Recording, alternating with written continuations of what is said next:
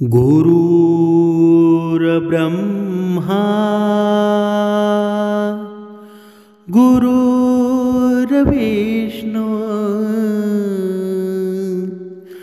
गुरुर्देव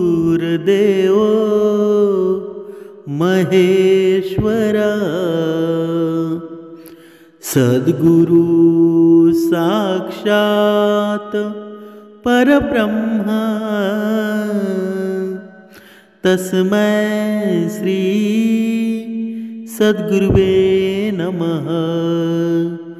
जय जय रघुवीर समर्थ श्रीराम समर्थ। ओम श्री गुरुदत्तात्रेय श्रीपाद श्रीवल्लभाय नमः। सद्गुरु चरणांना नतमस्तक होऊन आपण या निरूपणास सुरुवात करूया। मायबाप सज्जनांचं स्वागत आहे। समर्थ सांगत आहेत की मनुष्याला बघा, ज्याला हवी असेल मुक्ती त्याला करावी लागेल भक्ती। बघा समर्थ सांगत आहेत की हा मनुष्य आहे ना 84 लक्ष योनीमध्ये बघा अडकलेला आहे। बघा या एवढ्या योनीमध्ये याला फिरायचं आहे, पण जर या मनुष्य बघा या मनुष्याच्या जीवनामध्ये त्याने जर बघा भक्ती केली तर निश्चितच त्याला मुक्ती मिळेल। पण हे मनुष्याला समजतं का? पण ते कधी समजेल?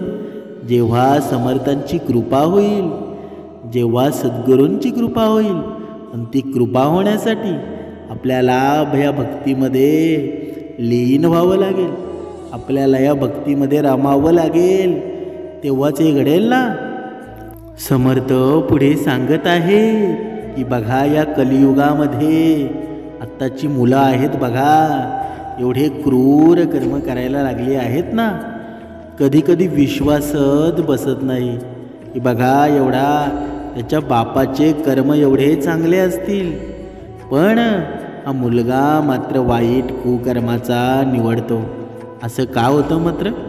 बघा जो वडील असतो, वडील बघा आपल्या मुलासाठी चांगलंच करण्याचा ध्येय उराशी बाळगून असतात, पण कधी कधी सर्व चांगलं करण्याच्या मार्गामध्ये आपल्या स्वतःच्या मुलाकडे मात्र दुर्लक्ष होऊन जातं।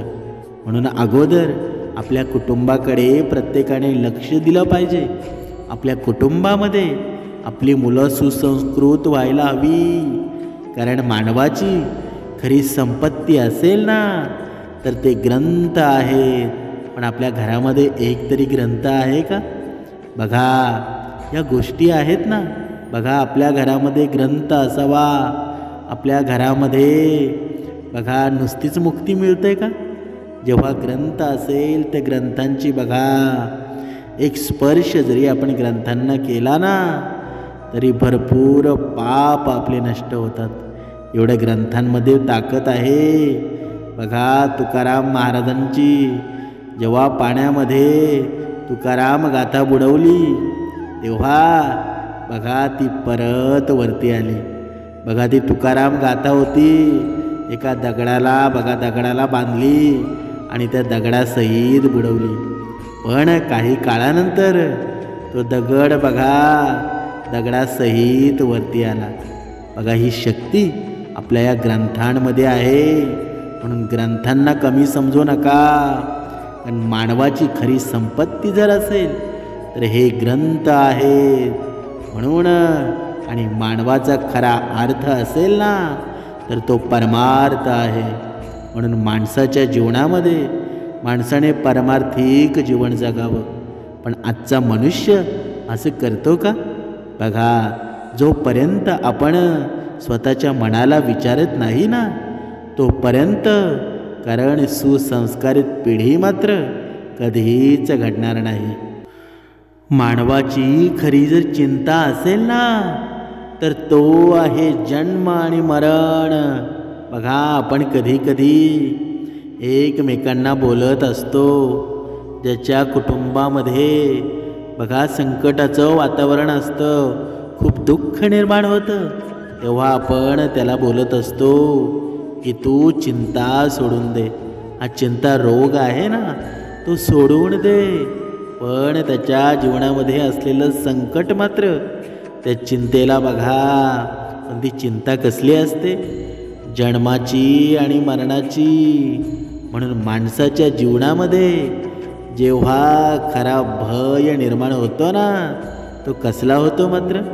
तर सगळ्यात माणसाच्या जीवनामध्ये भय निर्माण होत असेल तर तो आहे मृत्यू. बघा, तुम्ही विचार करा. जेव्हा तुमच्यासमोर बघा यमदेव असेल, यमाचे दूत उभे असतील बघा, तेव्हा विचार करा, यमाचे दूत जेव्हा तुम्हाला न्यायला येतील काय अवस्था होऊन जाईल बघा. म्हणून आज ही वेळ गेलेली नाही. हा खरा भक्तिमार्ग आपल्याला सापडला आहे ना, ही समर्थांची बघा आपल्यावर कृपा झालेली आहे. म्हणून हे साधारण नव्हे, कारण हे आपले अनेक जन्माचे पुण्य आहेत, आपल्या आईबापाचे पुण्य आहेत. त्या पुण्याईनं आपण या भक्तिमार्गामध्ये आलो आहोत. पण या हल्लीच्या मानवाला हे कळतं का? बघा, जेव्हा तुमच्या जीवनामध्ये तुमचा मृत्यूचा समय येईल, तुमची मृत्यूची घटिका निर्माण होईल आणि यमाचे दूत जेव्हा हा आत्मा न्यायला येतील ना, तेव्हा पूर्ण मन आहे ना भयभीत होऊन जाईल. तेव्हा तुमच्या सोबत कोणीही नसणार आहे.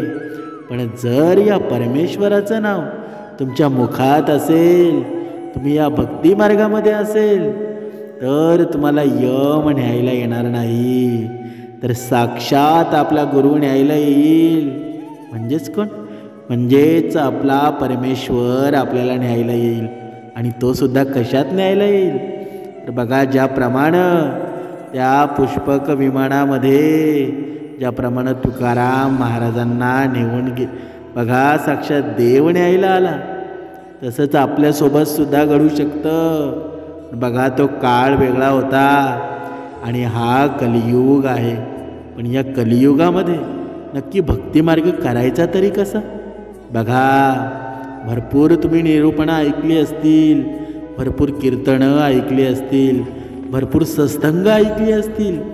सगळ्यांमध्ये एक बघा, एक साम्य आहे, एक सेम आहे का? बघा, भक्ती करा, पुस्तकं वाचा, हे सर्व गोष्टी सांगितलेल्या आहेत.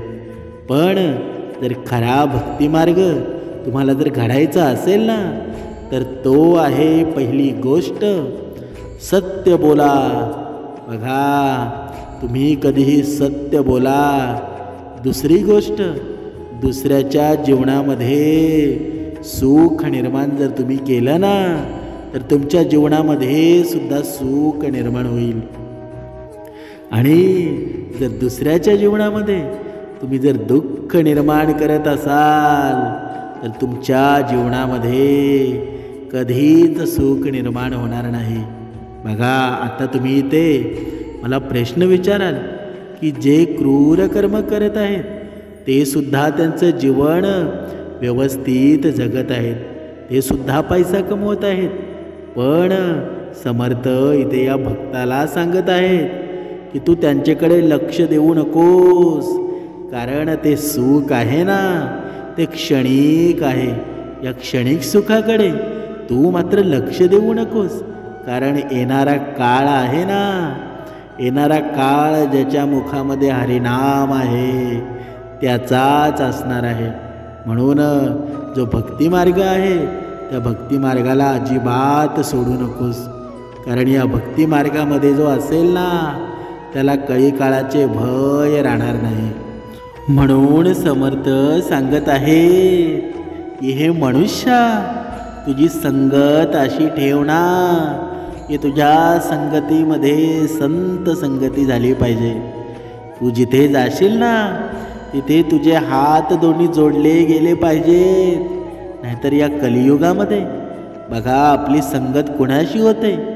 बघा, या व्यसनाधीन गेलेल्या माणसांशी होते, चोरी करणाऱ्या माणसांशी होते, कारण या माणसाला कुठूनही त्याला धन हवं असतं, कुठूनही त्याला श्रीमंती हवी असते. पण समर्थ या मनुष्याला सांगत आहे की तू अशा माणसांच्या पाठीमागे लागू नकोस, कारण तुझी अधोगतीच होणार आहे.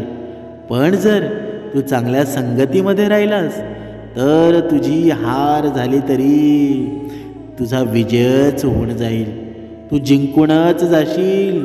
म्हणून संगत कोणाशी करावी ना हे प्रत्येक माणसानं ठरवावं. बघा, इथे आपण एक उदाहरणाद्वारे स्पष्ट करू. एका जंगलामध्ये एक राजा शिकारीसाठी जात असतो. बघा, शिकार करण्यासाठी जात असतो.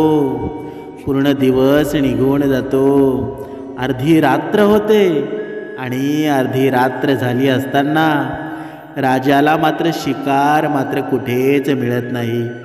थकून जातो आणि बघा रात्र झाल्यानंतर तिथेच झोपून जातो. परत शिकारीला निघतो, कारण त्यांनी ठरवलेलं असतं आता शिकार करूनच घरी जायचं. बघा, ऊन पडलेलं असतं, अंगाला चटके लागत असतात. तेवढ्यात राजा एका झाडाखाली, बघा, सूर्याची किरणं आपल्या अंगावर पडू नयेत म्हणून एका झाडाखाली विश्रांती घेण्यासाठी बघा तिथे झोपून जातो. तेव्हा सूर्य बघा जेव्हा माथ्यावर येतो तेव्हा त्या सूर्याची किरणं असतात ना त्या राजाच्या डोळ्यावर पडतात, त्याच्या चेहऱ्यावर पडतात. पण बघा त्या झाडावर मात्र 2 पक्ष्यांची घरटी असतात. एक असतो राजहंस आणि दुसरा असतो कावळा. बघा, आणि राजहंस असतो ना तो बघा आपल्या कुटुंबामधून राग येऊन विरक्त झालेला असतो.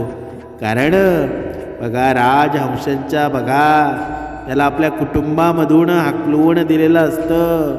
कारण ह्या राजहंसाला बघा त्याचं कुटुंब एवढं छान होतं. बघा त्याचे आई वडील होते, त्याचा भाऊसुद्धा होता. पण या राजहंसानं बघा आपल्या कुटुंबाशी आपल्या आईवडिलांशी भांडण करून बघा त्यांच्या घरून निघून जातो आणि इकडे दुसऱ्या झाडावर येतो आणि कावळ्याशी मैत्री करतो. बघा जेव्हा कावळ्याशी मैत्री करतो तेव्हा बघा पुढे काय होतं. त्याच झाडाखाली तो राजा झोपलेला असतो. पण राजहंस म्हटलं तर बघा प्रेमळ स्वभाव, आणि कावळा म्हटलं जिथे जाईल तिथे घाण करणं हा कावळ्याचा मात्र स्वभावच ना. म्हणून आपल्या जीवनामध्ये बघा खूप कावळे आहेत. आपण संगत कोणाशी करावी बघा या कथेमधून आपण स्पष्ट करूया. जेव्हा हे राजहंसाला दिसतं की त्या राजाच्या चेहऱ्यावर ऊन पडत आहे तेव्हा राजहंस मात्र बघा त्याला खूप दुःख होतं आणि त्याच्या मनामध्ये विचार येतो की बघा याची झोप मोड होऊ नये म्हणून बघा त्या फांदीच्या वरती राजहंस बघा आपले पंख फाकून बघा त्या राजाला सावली देण्याचा प्रयत्न करतो. पण हे पाहून मात्र कावळ्याच्या मनामध्ये बघा कावळ्याच्या मनामध्ये तरंग निर्माण होतात की ह्या माणसाला हा राजहंस सावळी का देतो आहे बरं, काय गरजच काय आहे. बघा हा कावळा असतो ना प्रत्येकाच्या जीवनामध्ये असतो, तो कधीच कुणाला सुखी होऊन देत नाही. बघा त्या राजहंसाचा प्रेमळ स्वभाव पाहून कावळा मात्र खावरा बावरा होतो आणि बघा कावळा त्याची विष्ठा आहे ना ती राजाच्या तोंडावर टाकतो. बघा म्हणजेच काय, म्हणजे जिथे कावळा असेल ना तिथे सावध राहा. आणि बघा त्याच वेळेमध्ये राजाला वाटतं की माझ्यावर कुणीतरी आक्रमण केलं आहे. बघा त्याच वेळेमध्ये राजा बघा झोपेतून उठतो आणि आपला बाण घेतो आणि न पाहता जिथून ती विष्ठा पडलेली आहे ना त्या दिशेला मारतो. पण तो बाण असतो ना, तो कावळ्याच्या न लागता तो लागतो कोणाच्या? तो लागतो राजहंसाच्या. म्हणजेच काय? आणि राजहंस तिथे मारला जातो. बघा, समर्थ इथे सांगत आहेत की इथे राजहंसेची चुकी होती का? राजहंसाची काही गलती होती का इथे? तर जो चुकला तो होता कावळा. कारण कावळा जिथे असतील ना, तिथे वाईटच घडतं. म्हणून या कावळ्यांपासून सावध राहा. कारण समर्थ पुढे सांगत आहेत की बघा, म्हणजेच काय? म्हणजेच राजहंसाची संगत कावळ्याशी होती, पण तिथे मात्र राजहंसाची संगत जर राजहंसाची असती ना, तर असा त्या राजहंसाने विचार केला असता का? म्हणून जिथे राजहंस होता, त्याची चुकी नसताना सुद्धा त्याला मृत्यूलोकी जावं लागलं. म्हणून आपल्या जीवनामध्ये आपली संगत कशी हवी? आपली संगत कशी असायला हवी? कारण संगतीचा परिणाम एवढा वाईट आहे की जर वाईट माणसाची संगत जेव्हा आपल्याला घडली ना, तर त्याच्यामुळं आपल्याला मृत्यूदंड सुद्धा येऊ शकतो. म्हणून आपली संगत कशी असावी ना, हे प्रत्येकानं ठरवावं. म्हणून समर्थ सांगत आहेत की माणसाने संगत करावी ना, तर ती संत सज्जनांची करावी. जिथे संतांचा संग असतो ना, तिथे उभा पांडुरंग असतो. जिथे तुमच्या या वैखरीमध्ये बघा भगवंताचं नाम जर असेल, तर तुमच्या आजूबाजूची परिस्थितीसुद्धा भगवंताच्या नामाने भरून जाते. आणि हे असं आपल्या जीवनामध्ये कधी घडेल? जेव्हा आपण भक्ती मार्गामध्ये न्हावून जाऊ, जेव्हा 2 वेळची उपासना करू, जेव्हा आपली वैखरी आपल्या ताब्यामध्ये राहील, मन स्थिर राहील, तेव्हाच घडेल ना. म्हणून आपण महाभारतामध्ये सुद्धा पाहिलं की बघा, की कर्णाची संगती मात्र कौरवांशी होती आणि अर्जुनाची संगती कोणाशी होती? तर या जगाच्या परमात्म्याशी होती. पण विजय कुणाचा झाला बरं? विजय झाला तो अर्जुनाचा झाला. बघा, या ब्रह्मांडामध्ये कर्णासारखा शूरवीर कोणी होता का? बघा, कर्णाकडे एवढी शक्ती होती की तो सर्व काही जाणत होता. सर्व विद्या त्याला पारंगत होती.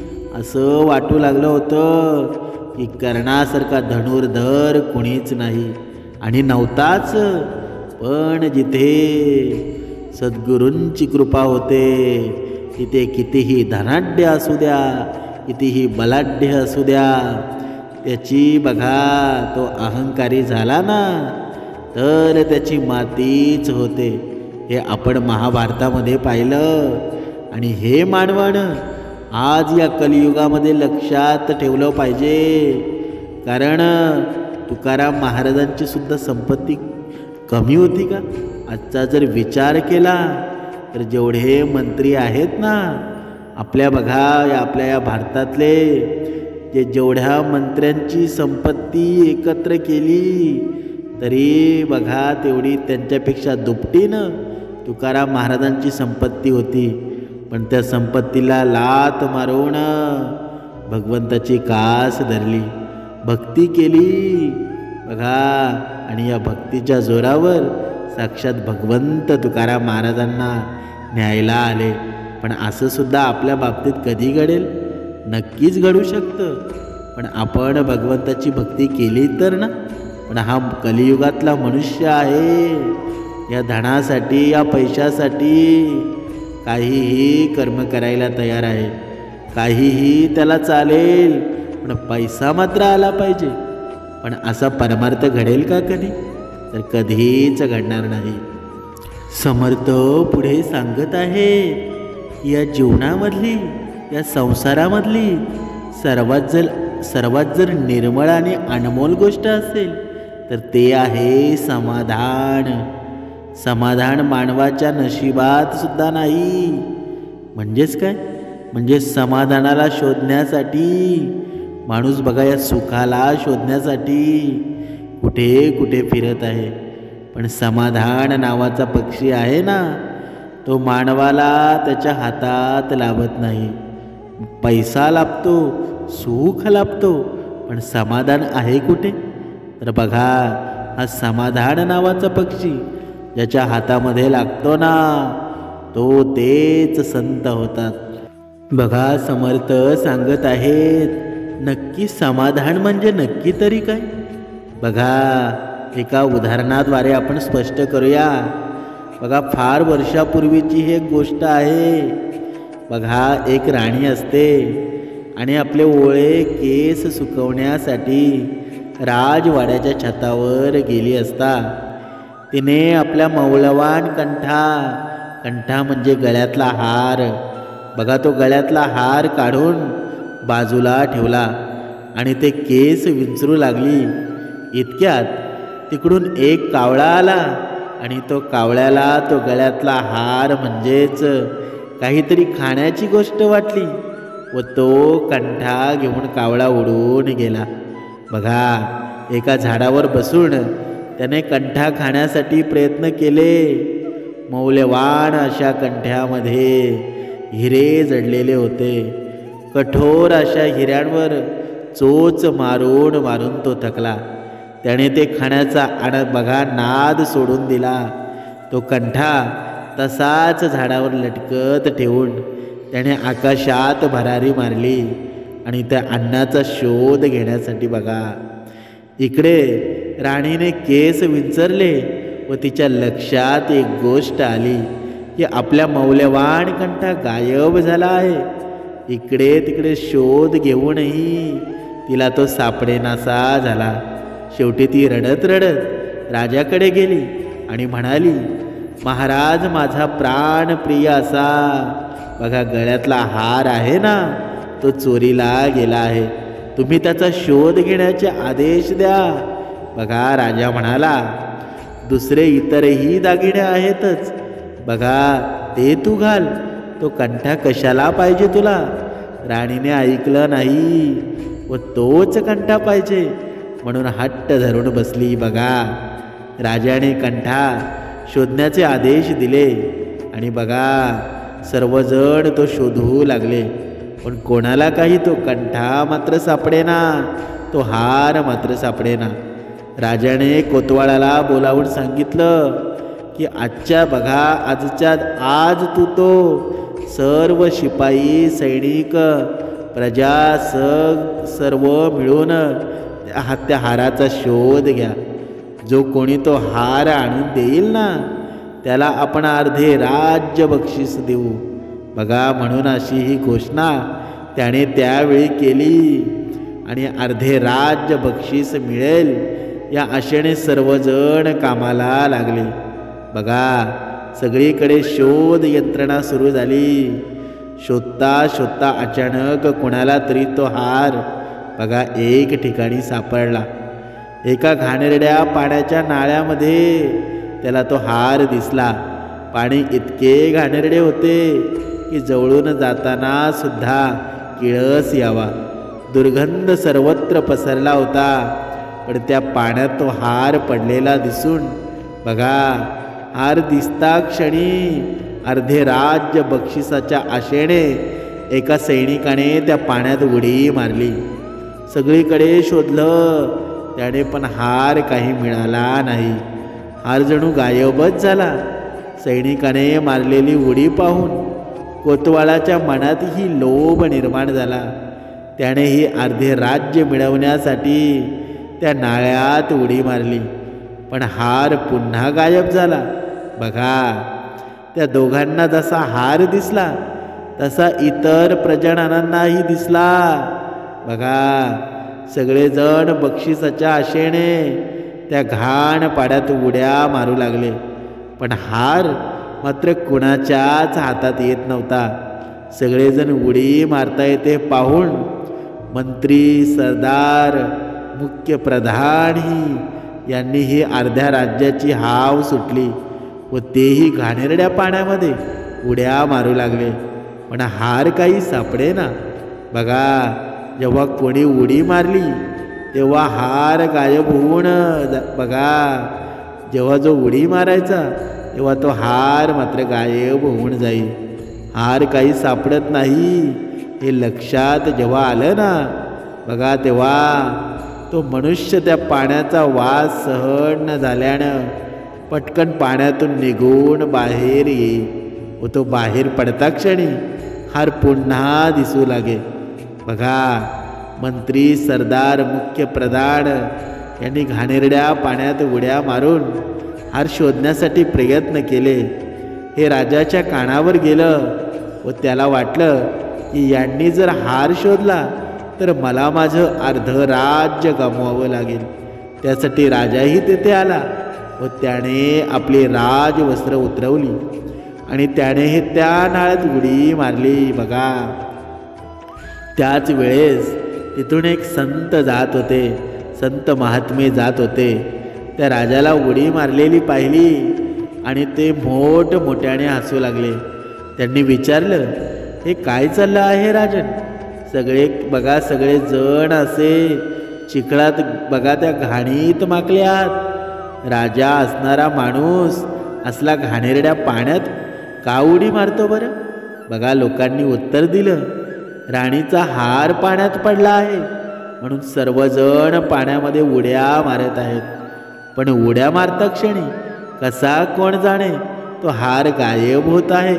बघा, संत अजूनही मोठ्याने हसू लागले. लोकांनी त्यांना विचारलं, काय झालं असावं बरं? संत त्यावर म्हणाले, अरे वेड्यांनो, तुम्ही ज्या हाराकडे पाहून पाण्यात उड्या मारत आहात ना, तो हार झाडावर आहे आणि पाण्यात दिसत आहे. ते त्यांचे प्रतिबिंब आहे. खरा हार हा झाडावर आहे आणि तुम्ही प्रतिबिंबाला हार समजून पाण्यात शोधत आहात. लोकांच्या लक्षात खरा प्रकार आल्यावर लोक शर्मिंदा झाले. बघा, या कथेचं तात्पर्य काय बरं? बघा, मानवी जीवनाची पण आज त्या लोकांप्रमाणे अशीच अवस्था झाली आहे. जे आपल्याला पाहिजे आहे ना त्याच्या प्रतिरूपाकडे, त्या प्रतिबिंबाकडे पाहून आपण ते मिळवण्याचा प्रयत्न करत आहोत. पण खरे सुख, समाधान, शांती, मनस्वास्थ्य हे शोधण्यापेक्षा आपण त्यांची प्रतिरूपे, प्रतिबिंबे जवळ करत आहोत. यातून काही मिळण्यापेक्षा आपण कितीतरी गोष्टी गमावित आहोत. हे मात्र नक्कीच खरं आहे. म्हणून समर्थ सांगत आहेत की दुसरा जे काही करत असेल तसंच आपण सारखं करणं हे योग्य आहे का? जर तुम्हाला समोरच्याची कॉपी करायची असेल तर ती ज्ञानाची करा, भक्ती मार्गाची करा. असं तुमच्या मनामध्ये का नाही बरं येत की जसा दुसरा सद्गुण विचारांनी त्याचं जीवन श्रेष्ठ चालू आहे तसं आपलंसुद्धा का नाही होऊ शकत? तर तो ज्याप्रमाणे भक्ती करतो त्याप्रमाणे आपण भक्ती का नाही करत? पण जिथे धन पैसा कुणाकडे असेल ना, तो जे करत असेल तेच आपण करायला जातो. म्हणजेच काय? म्हणजेच माणसाच्या मनामध्ये लालच निर्माण होते. पण इथे बघा संत सांगत आहेत, बघा समर्थ सांगत आहेत की तुमच्या मनामध्ये लालच सुद्धा नक्कीच चांगली असते. पण ती लालच कशाची व्हावी? तर ती भक्ती मार्गाची व्हावी. तुमच्या मनामध्ये असं बरं का नाही येत की मला सुद्धा या माणसासारखा सद्गुण विचारांचा भक्तिमार्ग करायचा आहे, मला सुद्धा न चुकता 2 वेळची उपासना करायची आहे, माझं ते परम कर्तव्य आहे, मला मुक्ती मिळाली पाहिजे. म्हणून या जन्मामध्ये, या कलियुगामध्ये माणसानं माणसासारखं वागायला हवं, सत्य बोलायला हवं. या गोष्टीची मात्र माणसाला कधीच लालच लागत नाही. पण लालच लागते ती कशाची? तर ती लागते ती क्रूर कर्मांची, क्रूर संगतीची. म्हणून आपले कर्म श्रेष्ठ ठेवा, संगती चांगली ठेवा. नक्कीच तुमच्या जीवनामध्ये समाधान नावाचा पक्षी येऊन बसेल ना. तेव्हा धन संपत्ती या सर्व गोष्टी तुमच्या सोबत येतील. काळजी करायची चिंता नाही. विश्वास ठेवा, श्रद्धा ठेवा. या जगात कुठे अशी जागा नाही तिथे माझा श्रीराम समर्थ भरलेला नाही. तुम्ही जिथे बघाल तिथे माझा परमेश्वर भरलेला आहे. जय जय रघुवीर समर्थ.